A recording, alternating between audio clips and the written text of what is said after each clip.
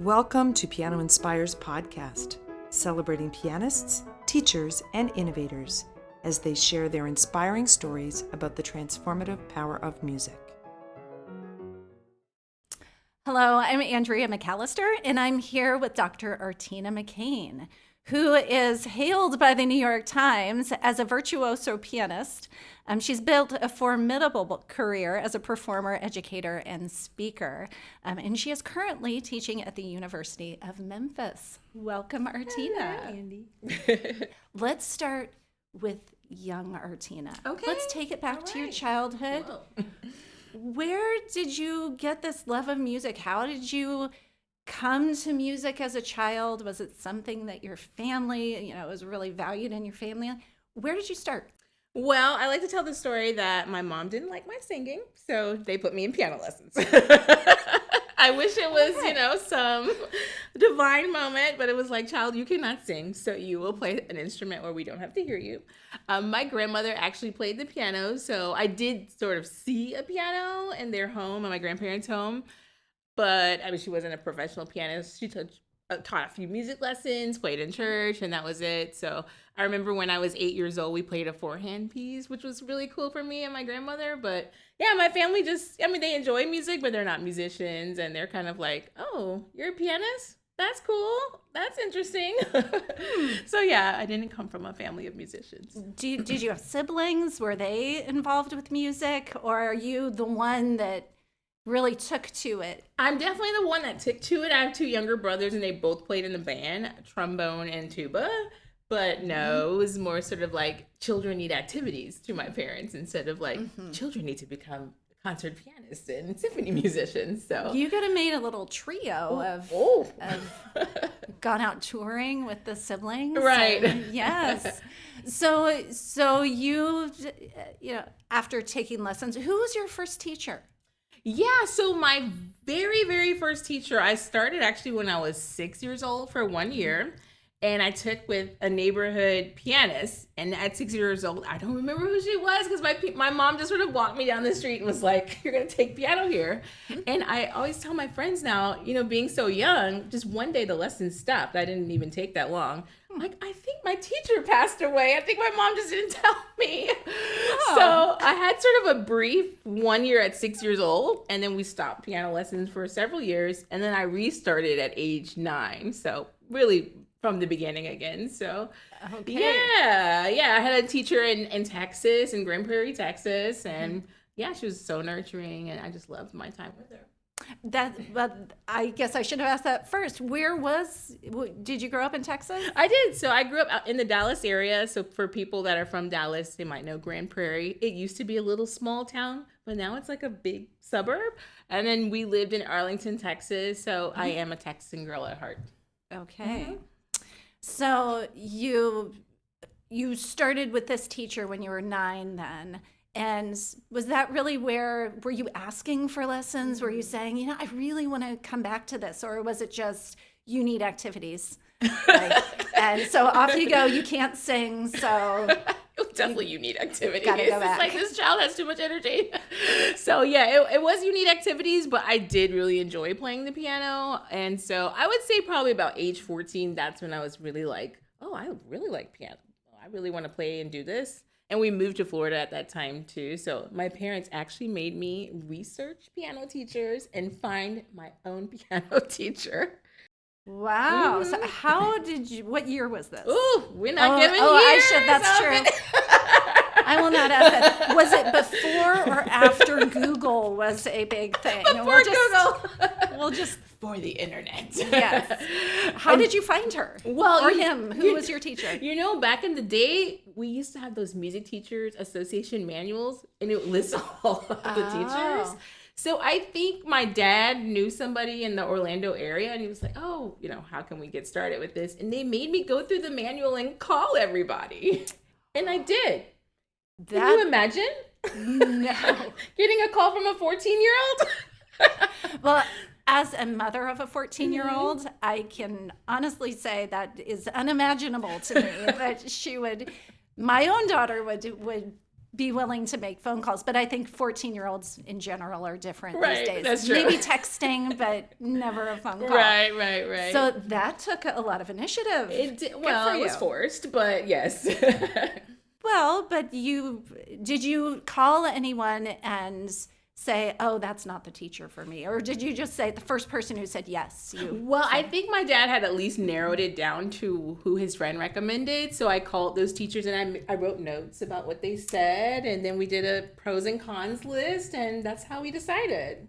Very sophisticated teenage stuff. Well, that explains a lot about who you are today, I think, that you made that whole list. You had your list of pros and cons, very organized. So who ended up being the teacher? Yeah, so I ended up taking with the teacher who at the time was teaching at the University of Central Florida. She was Canadian. Her name was Helen Hardy.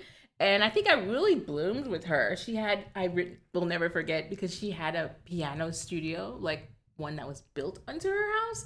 So I was like, oh, wow, this is a dream, like a whole studio just of pianos. I remember she had 2 pianos, a harpsichord, a forte piano. It was just like wild to me. So yeah, she was very nurturing and encouraging and sort of put me in all the events and kind of, my first experience at music teacher events. And so, yeah, that's where I think I really took off.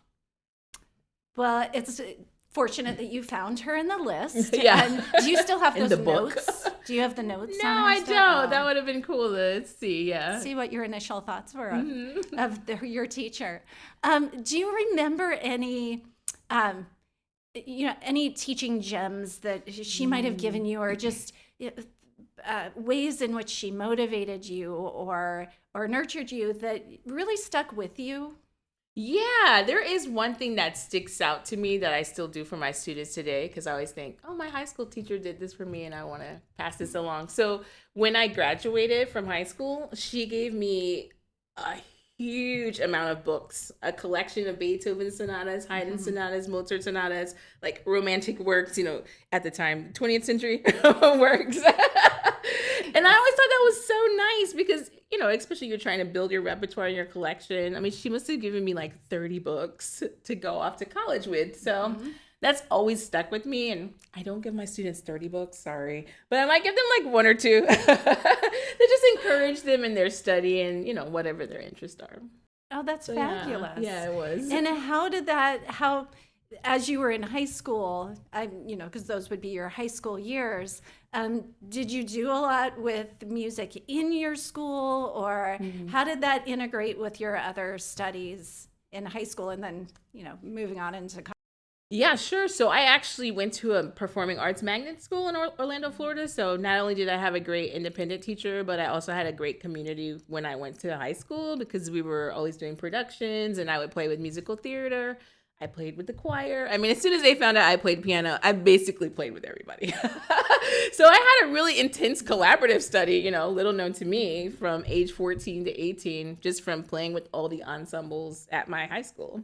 And what great experience. I can always tell those students who get to college and they have this wonderful set of skills that they didn't even know they were developing. And it sounds like you had just such a varied experience in high school that you were able to do this. Yeah, I think it's becoming increasingly rare that a pianist would be plugged in like that in high school. So it was a very magical place.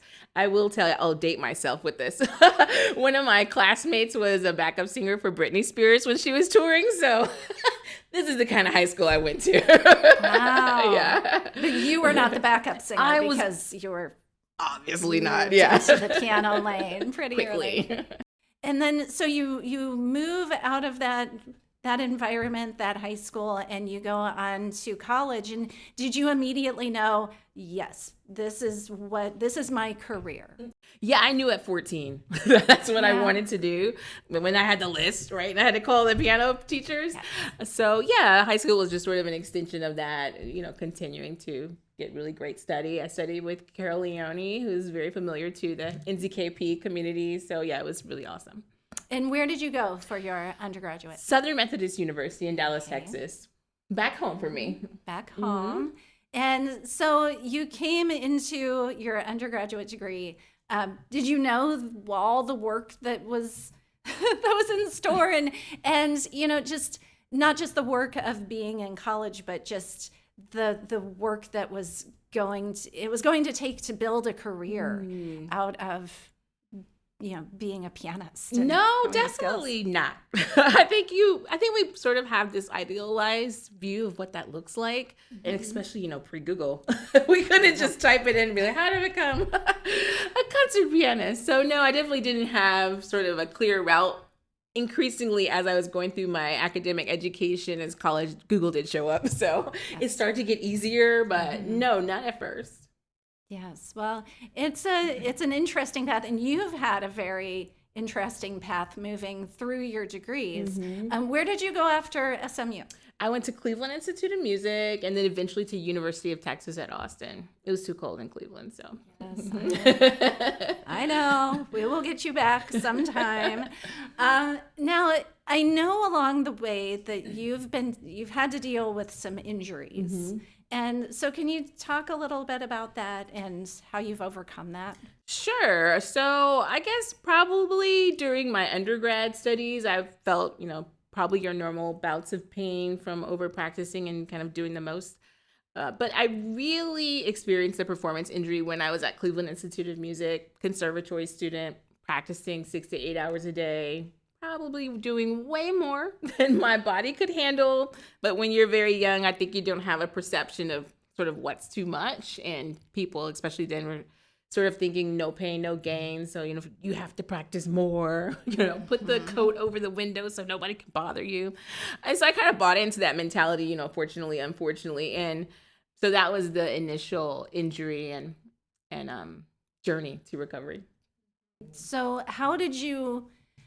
at what point did you realize that, that's not just a little pain that will, I'll work through it? As many pianists think when they feel a little twinge and they're like, it's just, it'll get better. I have to keep practicing. At what point did you realize, no, this is something more serious than that? Yeah, I wish I had figured it out earlier, but I was at the end of my master's degree when I realized that I had to at least stop and go find some help. At the time, Cleveland Clinic had a performing arts institute, which I don't know if they still do or not, but I think they do. Yeah, they did. And they had doctors sort of dedicated to musicians. So I went there. That was my initial stopping point. And I got kind of the run-of-the-mill response to what you should do. Take ibuprofen, you should rest, you do some physical therapy. So I did all of that, and I eventually finished the degree. But when I finished the degree, I was in more pain than I was when I started to try to finish the degree. So at that point, I took off about 3 years seeking alternative solutions. And what were those alternative solutions? So many. I mean, I did many things that the community is probably familiar with, like yoga, massage therapy, Alexander technique, massotherapy, among other things, Taubman. And, I received benefits from doing those things, and I regained some of my stamina before I would go to pursue my doctorate degree. And so I kind of had gotten back up to a sufficient amount of practice time, but nothing like what a concert artist would do. It was sort of just enough to maintain my educational career.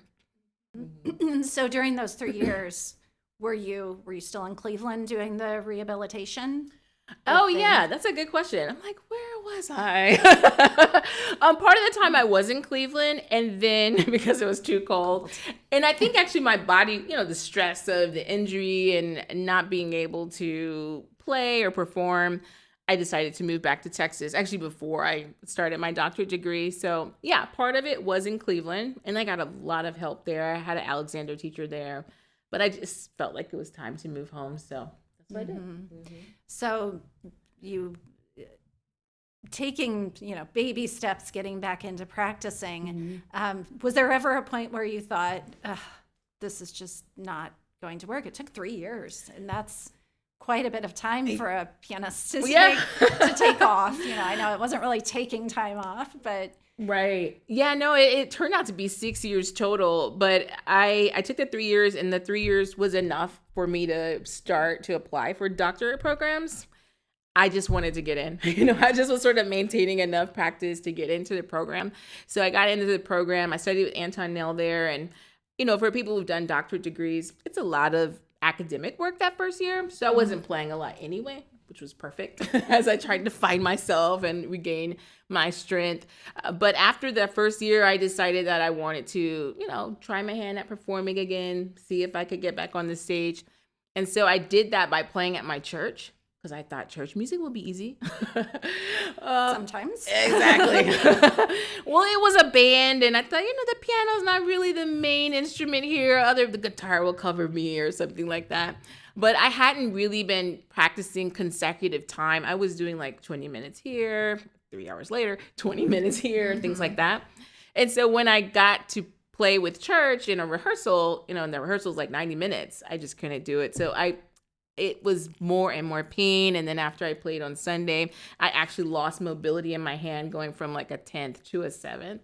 And that was the moment, as you asked, back to your question, that was the moment that I was like, I think I'm going to quit, because I've lost mobility in my hand. I just can't seem to sort of get over the pain. I would get a little bit better, not well enough to do any sort of concertizing or performing, not even well enough to demonstrate for my students. I was teaching probably 40 students or so back in those days. I couldn't even do the little duets, in the bottom, because it was just too painful for me. So most of my teaching was very verbal in those days and not demonstrative. So that was my point where I was like, I think piano's done for me after my first year of my DMA. And so what changed? Yeah, so what changed was the last alternative technique I tried was the one for me. So there's a practice in Austin, Texas called the continuum method. And there's a neuromuscular specialist there. And I learned about it literally right after I had this injury playing church music. One of the women from the church was an amateur pianist. And she told me that she had gone there. She had the same struggles as me. I'm like, whatever. I don't think you have, but I'm at least listening. So yeah, I just didn't want to quit. And so I tried out, kind of a Hail Mary to go to this practice, and it really revolutionized my life. I had actually racked up several injuries during my 20s. I was in multiple car accidents. Ooh. I had patellofemoral syndrome in my knees, runner's knee. They actually put me in orthotics, like an old person. I actually had not the ones like the Dr. Scholl's, that you just sort of slip in. Yes. I had the ones that they make you put your foot in clay and custom made. A custom orthotic at 27. So I was, very handicapped. I mean, I couldn't stand more than 15 minutes. So it wasn't just piano that was going downhill. It was really my whole physical health. So this practice not only revitalized and resurrected my performance career, but it also just gave me a better quality of life. That's amazing. So was it like physical therapy, or what exactly do they do to make you standing for longer than 15 minutes? What is this magic? Right, some oil. No, it's a manual technique where they test muscular imbalances and weaknesses. And so once they identify that, of course, I'm paraphrasing this. Once they identify the muscular weaknesses, they go to the root of the problem. And after they identify, however many muscles that you have that are not working, they believe it's cumulative, obviously. Obviously, in my case, if I can't stand up, it's cumulative. Then they just work to turn those muscles back on, kind of like a car battery. They believe that it's either functioning or not functioning, and they turn them back on manually. And the more muscles you have working in your body, the better you feel. So, when I got there, not too much was working. So, yeah, it was really revolutionary for me. And I mean, my whole life, really, not just piano. And is this something that you did at the beginning of your DMA and they fixed your heels? It's a miracle. And now you never have to go back? Or is this something that you continue to do to this day? I do continue to do it to this day. When I first went, because I was in such bad shape, I was going every week. I mean, sometimes even multiple times a week. So like, you're so young and you're so handicapped, for at least from doctor's perspective, no reason. I didn't have like a disease or something like that. So I was going multiple times a week. Now I might go 4 times a year. So it's just maintenance for me because I want to continue to get stronger and make sure that I'm tip-top shape. Well, from everything you're doing, I can't imagine you doing all of those things if you were not in tip-top shape. Right. So, You're right. I feel like every time I turn around, Artina McCain is doing something else, and you're putting out a book, or you're hosting the Van Cliburn competition, Right. or performing in New York City. Clearly, whatever they did has been working. Absolutely. But let's talk about all these projects you have going on, because, oh my goodness, you're like a whirlwind of activity. Right. Let's talk. Well, as we mentioned, you currently teach at the University of Memphis. Yes. And so you have a number of students there. How are you using the information that you have gained from all of your experiences with your physical health? I can't imagine that hasn't greatly informed your teaching. Oh, absolutely. Well, like I mentioned earlier, I wish I was paying attention when I was young. I wish that the academic community encouraged that instead of encourage sort of more is more. Sometimes less is more. And so that's definitely something now that I'm aware of, that not everyone's body can handle 6 to 8 hours. Some people's bodies can, If I was a football player, I could be tackled. Artina cannot be tackled, Artina will be in the hospital if somebody tackles her. But those are things we don't think about as pianists. We don't think, well, look at this pianist build. Of course they can go out and do 6 to 8 hours. This build cannot. And not that you cannot, but you might have to, work out, body build, lift weights in order to have that same kind of stamina. So that's sort of the first thing that I was immediately aware of, is our bodies are not all the same. And we should not expect them to all function at the same amount of time. And then mental practice became huge for me, especially when I could only play like 1 hour a day. I mean, the only way I can audition for a doctorate program is to score study. So I practice a lot less, but a lot smarter than I did when I was younger, and a lot more focused. And that's something that I teach my students to do, so they don't feel like they have to be in a practice room all the time to be efficient. Yes. Yeah. And And I think it's so interesting when we really dig into like what made Artina McCain, right? But struggle. The lessons that you've had to learn over the many years and recovering from these injuries, your students are going to be so much better informed because you've had those experiences and now are passing them along, and so it's wonderful for them. Yeah. And as you go out and give all these presentations and meet with other people and are able to pass that along to others, that's it's strengthening all of our pedagogical skills, knowing that, you've had this journey and let's learn from this. So, thank you for going through all of this. That sounds I wouldn't recommend it, but okay. So, and you're still performing a lot. You, it seems you're all over the world performing. Where have you been recently? What's coming up? Whoa, what's coming up? Well, probably past this podcast going out, I'll have played at Lincoln Center, which is another check off of my box. I'm so excited about this engagement.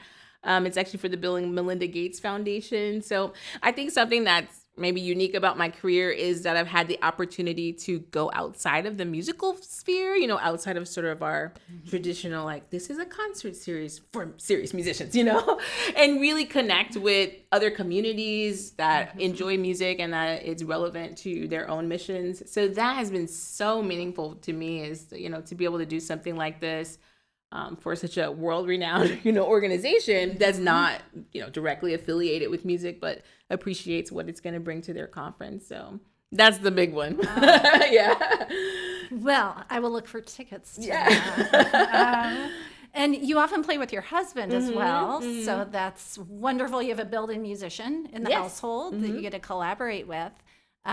So are you performing coming up? Have you been performing with him recently? Yeah, we released an album called Renew, so you can go check that out, Spotify, or you can buy it, even better, from our website. But yeah, we do a lot of university residencies, and we like to talk a lot about arts entrepreneurship and career building. So that's sort of been our brand for such a long time. We have a series on YouTube called the Elevate series. So anybody want to check out some of those old episodes, you can. But yeah, we're really passionate about helping others build their career, because my husband's career is actually interesting as well. So the two of our perspectives are great. You know, we've got the whole orchestra side and the piano chamber side. We'll have to do hour 2 of the podcast, so we can get him in For the here McCain too. duo. And it's such an interesting time to be a musician and navigate this world, and having your perspective of what students are going to face once they receive that terminal degree and go out and go, now what? Right. I have a lot of debt, but I do not have a lot of job opportunities. So the fact that you're able to really help this next generation figure it out and know what the opportunities are. Are there any pieces of advice that you give that you could, like little gems that you could pick out and say, well, this is something that I like to pass on? I would say perseverance. If you really feel called to music, because I do think it's a calling, it's not an easy path. I think it's really something you need to love and feel like this is what I'm supposed to do. So if that's you, then I think you should persevere and let your voice be heard. Realize that you might be someone who creates paths for others. You know, we all have unique things that we can bring. And I think it's really valuable that we're not all trying to fit in this box of what a pianist looks like, because there's not many opportunities for that box, you know? Only very few people fit into that box, and way fewer than the amount of degrees that are going out. So I think perseverance would be my biggest advice. Yes. Well, and I loved what you said about, we're talking about this little box that all hundreds of graduates are supposed to fit into. Right. We do need to create more space. And I love what you were saying about working with other organizations where they're not necessarily musical organizations, but they're philanthropic and they understand the importance of music and diverse voices in music and diverse styles.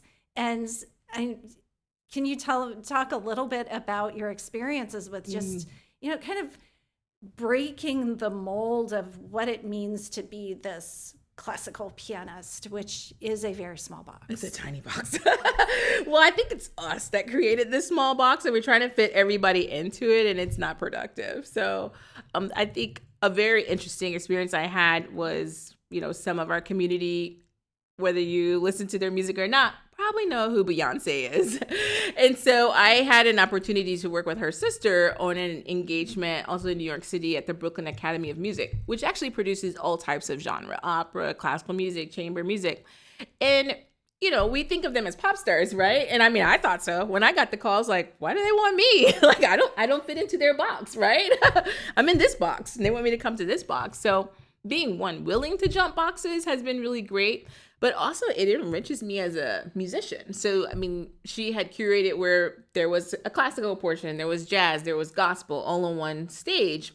And that's not usually what we do. We're like, well, if you're classical, you can only do these 10 composers and you can only play at these stages, So just the fact that, this event was forward thinking enough to want to mix genres, and that was okay. You also benefit from the audience that you get to interact with. So no, it wasn't the quiet, turn your cell phones off audience. It was the, oh my gosh, video on, flashing lights, screaming. But I'm really energized by that. I thought that was cool that, I play a cadence and everybody yells. I'm like, I'm not even done yet. So, I mean, we keep ourselves from those experiences, right? Because the box is so tiny. And some of us, I didn't actually grow up with these kind of experiences with audiences. Actually, the African American community is very verbal and like, yay! I mean, while you're playing. So quiet audiences actually feel weird to me. So, just being able, I mean, of course I appreciate it based on what we do, but I also like the idea that those people are not coming to our box concerts and maybe vice versa. But they still appreciate it when it's brought to them in a way they understand. Right. And no, it is okay. You can clap between movements and or even during. Yeah. That might be okay too. Right. So one thing I love so much, and I ran out and got a copy as soon as it was available, is your publication with the 24 African American folk tunes. Just beautiful music. Oh, thank you. And I think giving this gift to young students it's tremendous. I love the whole collection. I give them out to my students. And they're all excited to play them.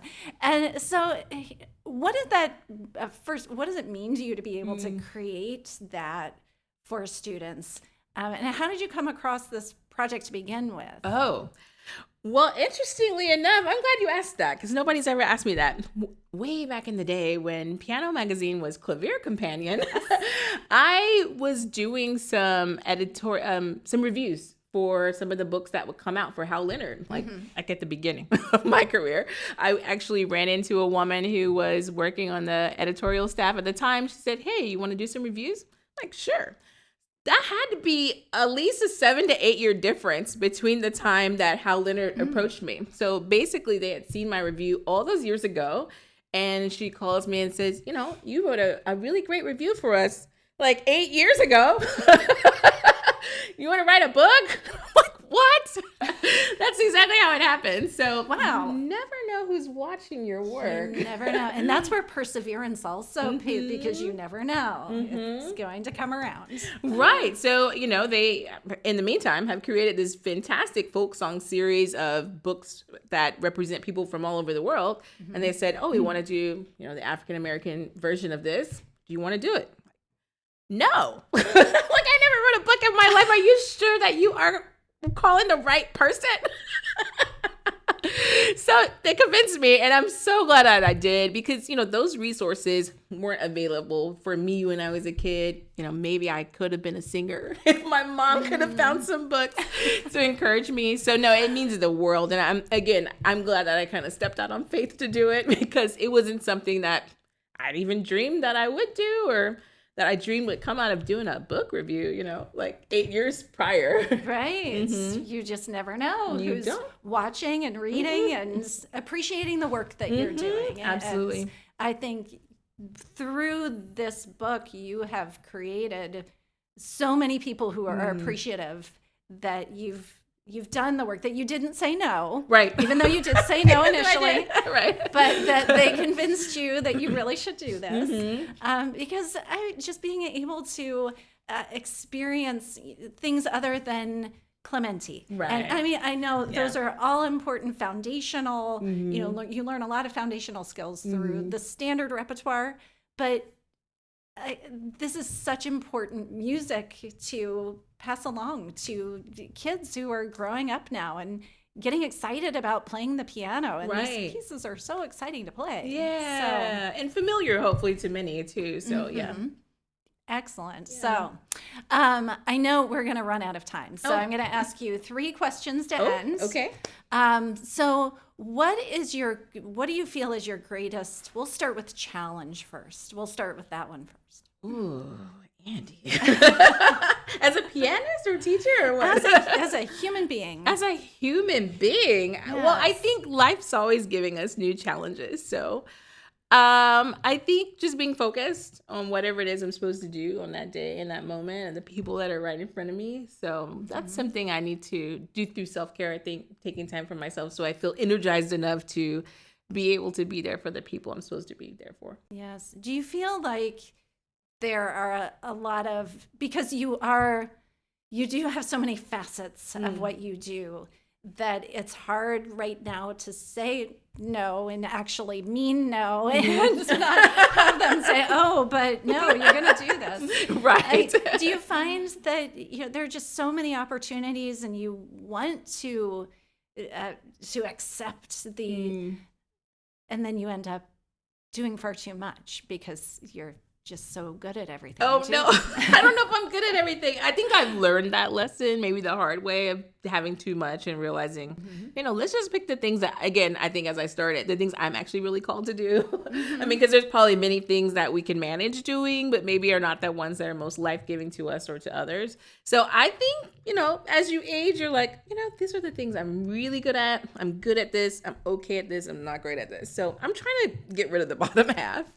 Yeah. Do you think your experiences going through the injury and the recovery have taught you did you learn from that I can't do everything and I really need to just prioritize the top? I wish no. I did not. I think when I got over the injury, I had spent so much time down. It was a very depressing period of 6 years that I was like, I want to do everything because I got to make up for lost time. That was the majority of my 20s. That was the time, people were like, oh, this is the best time of your life. Well, it wasn't. It wasn't not the best time of my life. And so I definitely think I was trying to make up for lost time, and even mentally in the back of my head, I kind of feel like that sometimes. Like, well, I didn't get that decade, so I got to get it back now. But it's not healthy. So yeah, I'm getting better at saying no to things and realizing that I don't have to make up. That was a period of life, had its own purpose, and you don't have to go back and redo it. Well, that is a great lesson to learn. I think we're all in the process of learning those lessons. So let's make it a little easier. What do you think your greatest accomplishment has been?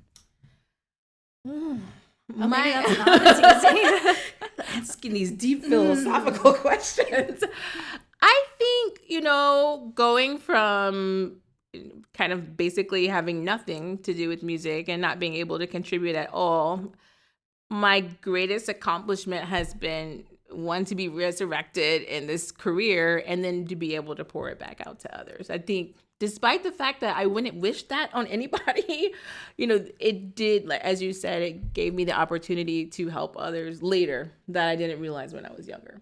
So that, I think, is a great opportunity. Well, and you persevered again. Yes. Yeah, that must have been, I can't even imagine how spending 6 years of thinking in your 20s, like you said, supposed to be the best years. Right. And thinking, I don't know that I can do this, if this is even a feasible path for me. So to rise out of that and then be able to share the story is amazing. Yeah, definitely.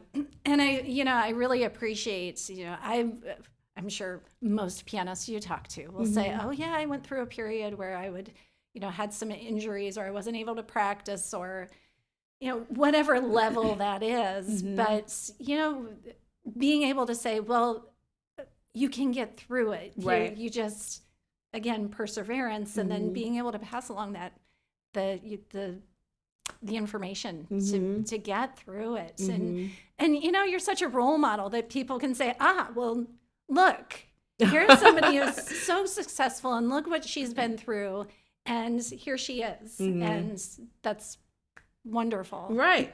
Yeah. Okay. Now your final question. Okay. Again, you might have to dig a little deep, but as you know, this is the Piano Inspires podcast. And so how does piano inspire you? Or how does piano inspire the world, your community? Fill in the blank. Okay. Well, I think piano inspires, one, because we have 88 keys. We can play multiple harmonies and melodies. We can be all of the things, right, musically. And so I do think our instrument is the best. But I think piano inspires because you can take it to so many places, so many people understand it. It's so accessible. There's so many instruments, I believe, that just don't have that same accessibility. And so people immediately know what piano is. They know, they all think they can play it, right? And so we have such a great opportunity, right, to not only be teachers, but to be educators through performing, whether you play in a church or a big concert stage or in your local community, in your school. And I just think, who has that ability to be in so many spaces and to share music in that way? Just the piano. Right. We're pretty special that way. I think that we're awesome. So if we fast forward 10 years and we're looking at the world through music. What is your hope? What is your vision of how music is going to touch the future? Well, I hope the box gets bigger and that we realize that, there's so many people that want music, and it's not just one type of audience that sort of needs it. And that the more people that we can reach, that's a benefit for us and them. And so I think whatever your gift is in music, whatever you enjoy doing, expand your box so that you can reach the people that you're supposed to reach. And even beyond that, people you don't even think that would be interested often are more curious than you think. We will expand the box. Yes. Let's break the box. Absolutely. Get rid of the box. Yes. We're going to get rid of the box Mm-hmm. and bring music to everybody. Yes, I love that. Sounds great. Well, I think that's a great place to end. Okay, thank you, Andy. This has been great. I really appreciate it. The Francis Clark Center is a not-for-profit educational organization that serves the advancement of piano teaching, learning, and performing. Divisions include Piano Magazine, Piano Inspires Kids, Journal for Piano Research, National Conference on Keyboard Pedagogy, the New School for Music Study, Piano Education Press, International Online Teacher Education, and Piano Inspires Online Community Hub. Please visit us at pianoinspires.com to learn more about our impactful work and inspiring community.